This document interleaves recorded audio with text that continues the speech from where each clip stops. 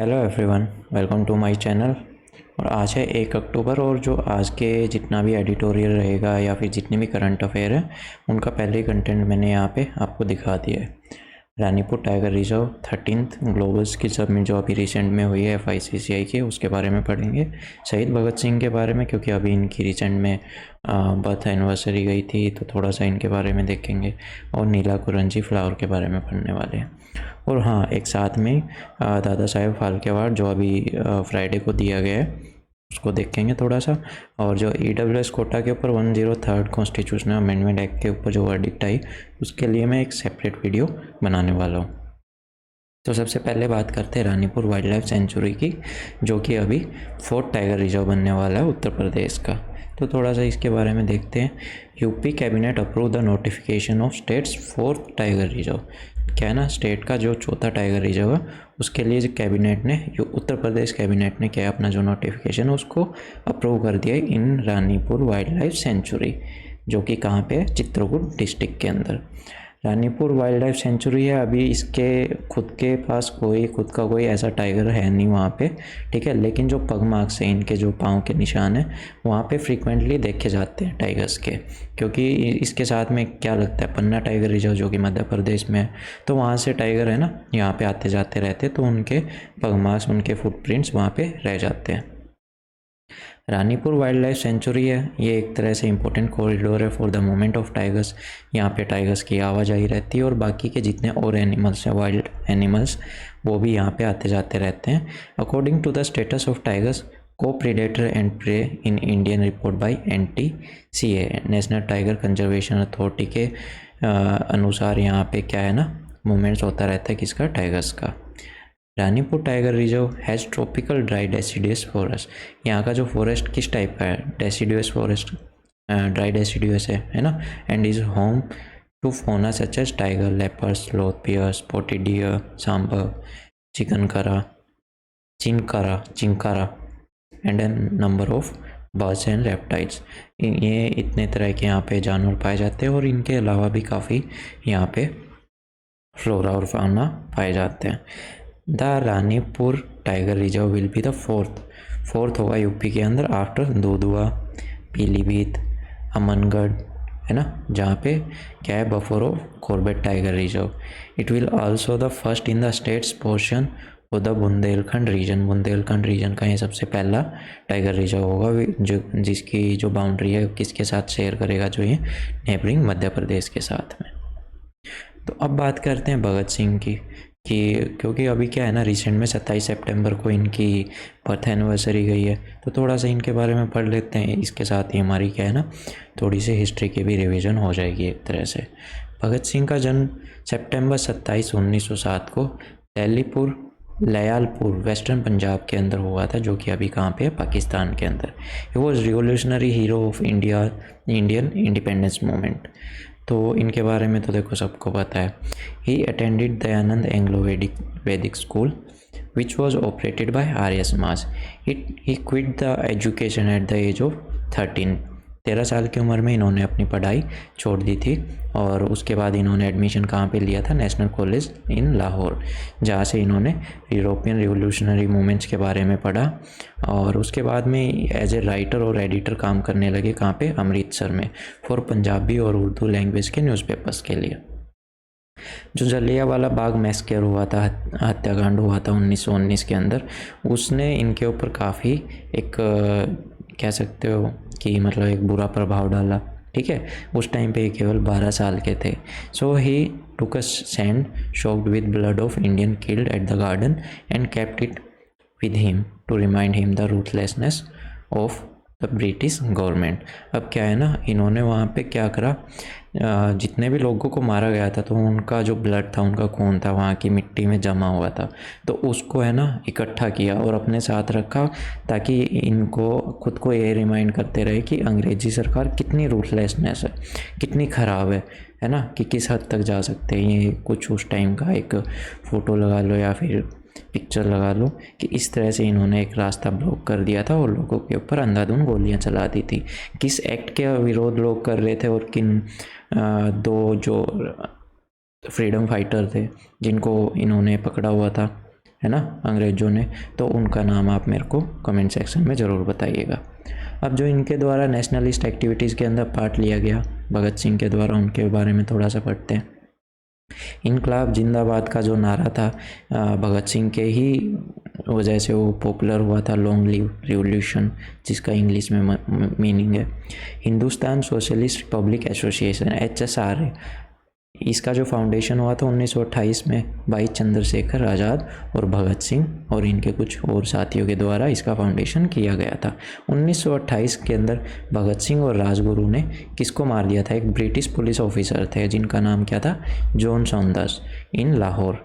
इन्होंने mistakenly Saunders को मार दिया, सॉन्डर्स, ठीक है, जो कि ब्रिटिश सीनियर पुलिस किसके बदले में मार दिया?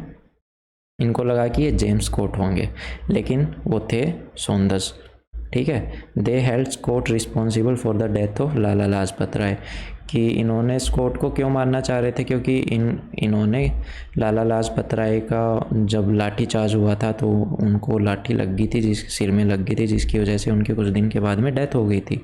और वो उस टाइम पे किसका प्रोटेस्ट कर रहे थे? साइमन कमीशन का प्रोटेस्ट कर रहे थे। तो इनकी मौत का जिम्मेवार ये किसको मान रहे थे? जेम्स स्कॉट को, कि भाई इसकी वजह से ये मारे गए हैं। इस वजह से इन्होंने गोली चला दी, और गोली किसको लगी? सॉन्डर्स को। इनको ये लगा था कि यही स्कॉट है, तो मारे गए सॉन्डर्स, ठीक है। 8 अप्रैल 1929 में भगत सिंह और बाटू केशवर दत्त ने बम फेंक दिया सेंट्रल लेजिस्लेटिव असेंबली के अंदर, जो कि कहाँ पे थी? दिल्ली के अंदर। इन लाहौर कॉन्स्पिरेसी केस में भगत सिंह और राजगुरु सुखदेव को फांसी की सज़ा दे दी गई, और उसके बाद 1 साल के बाद he was in Lahore jail when he was hanged in March 1931 में इनको फांसी की सज़ा दे दी गई थी। इनके द्वारा बुक्स कौन सी लिखी गई? Why I am an atheist, letter to my father and jail notebook, ये इनके द्वारा बुक्स लिखी गई थी। तो अगर ये बुक किसी को पढ़नी है तो आप कहीं पे भी, जितने भी ऑनलाइन प्लेटफॉर्म है, वहाँ से इसको परचेज़ कर सकते हैं। अब बात करते हैं नीलाकुरंजी फ्लावर की। ये एक तरह से देख सकते हो इस तरह का लगता है। It is a shrub of Acanthaceae family that famously blooms once every 12 years. 12 साल में एक बार ये ऐसे फ्लावरिंग स्टेज में आते हैं, ठीक है। It is endemic to western Ghat, केवल वेस्टर्न घाट्स के अंदर ही पाए जाते हैं, covering the slope of Kerala, Karnataka and Tamil Nadu. The scientific name is Strobilanthes kunthiana, ठीक है, ये इनका साइंटिफिक नेम है, बायोलॉजिकल नेम है। इसकी लगभग 350 स्पीसीज़ हैं फ्लावरिंग प्लांट की, जो कि, और इसकी फैमिली क्या है? कैंथेसिया। मतलब इतना डीपली तो नहीं पूछेंगे, हाँ, इनका थोड़ा सा साइंटिफिक नेम शायद पूछ लें, या फिर ये पूछ सकते हैं कि ये कौन सी एरिया के अंदर पाए जाते हैं, तो केवल और केवल वेस्टर्न घाट्स के अंदर ही ये पाए जाते हैं। इनकी जो और 2-3 वेराइटीज़ हैं, Topli Karvi, Kavi and Kurinji, all belongs to Strobilanthes genus का नाम क्या है? Strobilanthes. The Topli Karvi is found more than in northern section of western Ghat in Maharashtra, and Karvi grow in the steepest cliff where trees can't grow. They have seen mostly in Nilgiri hills, ठीक है, केवल ये Nilgiri hills के अंदर ज़्यादातर देखे जाते हैं, जहाँ से इनका नाम पड़ा था नीला, मीनिंग ब्लू, जिसका मतलब ब्लू है, नीला कलर, ठीक है। कुरंजी रेफरिंग्स टू फ्लावर्स, इस वजह से इनको नीला कुरंजी बोला जाता है। देख सकते हो कितना ब्यूटीफुल लग रहा है, कितना प्यारा लग रहा है। यहाँ का लोग फोटोज़ खिंचवा रहे हैं। अब बात करते हैं दादा साहेब फाल्के अवार्ड की, जो अभी रिसेंट में दिया गया है। और किसको मिला है ये अब की बार? आशा परेख, ओके। इट वॉज प्रेजेंट, ये annually ministry of information and broadcasting के द्वारा दिया जाता है, और हाईएस्ट अवार्ड है किसमें? फिल्म इंडस्ट्री के अंदर। It is awarded for outstanding contribution to the growth and development of Indian cinema. The award was instituted by the government in 1969. 1969 में इसको देना स्टार्ट करा गया था, ठीक है। और इसके साथ में एक स्वर्ण कमल, सोने का एक कमल दिया जाता है, और साथ ही साथ 10 लाख का कैश प्राइज, एक सर्टिफिकेट और एक सिल्क रोल और एक शॉल दिया जाता है। किसके द्वारा प्रेजेंट किया जाता है? President of India. The first recipient of the award was Devika Rani Roerich, 1969 में 1969 के अंदर देविका रानी को ये मिला था। ठीक है।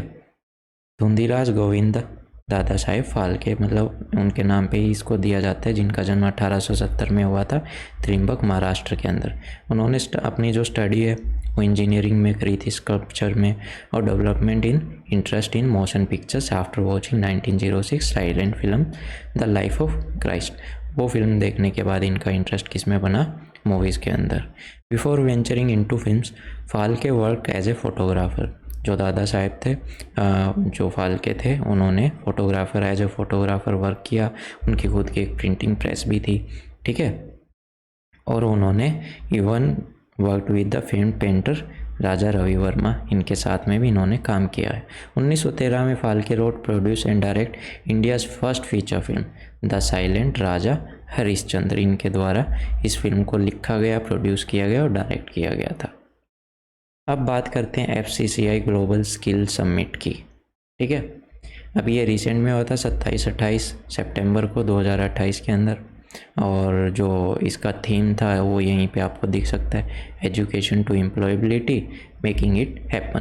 देखो, सबसे ज़्यादा ज़रूरी है इनके थीम को याद रखना, ये यहाँ पे भी बड़े बड़े अक्षर के अंदर लिखा हुआ है। Why in news recently the union skill development and entrepreneurship Chief Minister inaugurated the 13th Federation of Indian Chamber of Commerce and Industry Global Skill Summit of 2022। इसका जो थीम था, education to employability making it happen. मतलब education से आपको क्या मिल सकती है? Employment मिल सकती है। ठीक है। जिसकी वजह से आप आगे बढ़ सकते हो लाइफ के अंदर। What are the key highlights of, अभी इसकी की हाईलाइट देखते हैं। It focus on the ageing the education to employability. ठीक है, कि भाई आपको एजुकेशन अच्छे से अच्छे प्रोवाइड किया जाए, जिसकी वजह से आपको एम्प्लॉयमेंट मिलना किसी भी कंट्री के अंदर आसान रहे। The summit would look from the new education policy lens and focus on how India can become skill capital of the world. कि भाई इस समिट के अंदर मोस्टली क्या देखा गया कि भाई एजुकेशन की हेल्प से हम इंडिया को उस स्तर तक कैसे लेके जाएं कि भाई इंडिया कुछ टाइम के बाद में स्किल कैपिटल ऑफ वर्ल्ड के रूप में जाना जाए। और साथ ही साथ यूनाइटेड नेशन का जो सस्टेनेबल डेवलपमेंट गोल नंबर 4 है, उसको एज ए थीम अपना काम करते जाएं। और वो थीम क्या है?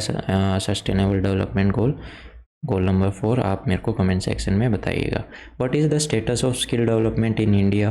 देखो, 2015 की जो नेशनल पॉलिसी की जो रिपोर्ट थी on skill development and entrepreneurship estimated only 4.7% of total workforce, 4.7% जो कि देश के अंदर काम करने वाले लोग हैं इंडिया के अंदर, अंडरगोन फॉर्मल स्किल ट्रेनिंग। वही केवल स्किल ट्रेनिंग, एक जो प्रॉपर स्किल ट्रेनिंग है उसके दौरान गए थे, as compare to 52% in US, 80% in Japan और 96% इन साउथ कोरिया। मतलब US के अंदर जो 52% लोग हैं जो ऐसे मतलब वर्कफोर्स काम करते हैं, तो वो एक प्रॉपर ट्रेनिंग के थ्रू जाते हैं। 80% जापान के अंदर जाते हैं और साउथ कोरिया के अंदर 96%, और इंडिया के अंदर केवल और केवल 4.7%। इसी वजह से हम आज के दिन डेवलपमेंट के अंदर काफ़ी ज़्यादा पिछड़े हुए हैं, और इसी गैप को ख़त्म करने के लिए ये स्किल डेवलपमेंट जो भी अभी सबमिट हुआ था, ये किया गया था।